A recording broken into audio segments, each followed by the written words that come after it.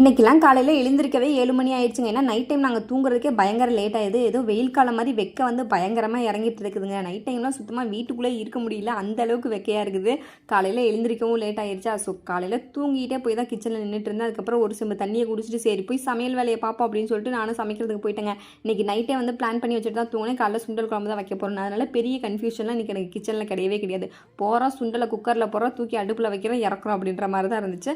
அதுக்கப்புறம் இந்த இன்றைக்கி தேங்காய்லாம் அரைச்சி ஊற்றாமல் வெங்காயம் தக்காளி மட்டும் அரைச்சி ஊற்றி செய்யலாம் அப்படின்ற மாதிரி தான் நானும் பிளான் பண்ணியிருந்தேன்.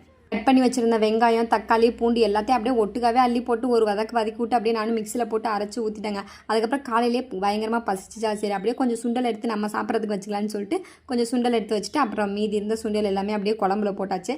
அதுக்கப்புறம் வந்துட்டு சமையல் வேலையெல்லாம் முடிச்சுட்டு அதுக்கப்புறம் எனக்கும் பசிக்கும் இல்லை அப்படின்ற மாதிரி காலையிலேயே வந்துட்டு சுண்டல் கொஞ்சம் சாப்பிட்டு அப்படியே ஓட்ஸும் சாப்பிட்டு முடிச்சுட்டு நானும் என்னோடய வேலையை பார்க்க வந்து போயிட்டேன். அண்ட் இந்த மாதிரி வீடியோஸ் உங்களுக்கு பிடிச்சிருந்துச்சு அப்படின்னா மறக்காமல் நம்மளோட சேனலை சப்ஸ்கிரைப் பண்ணிக்கோங்க. See you on next video guys.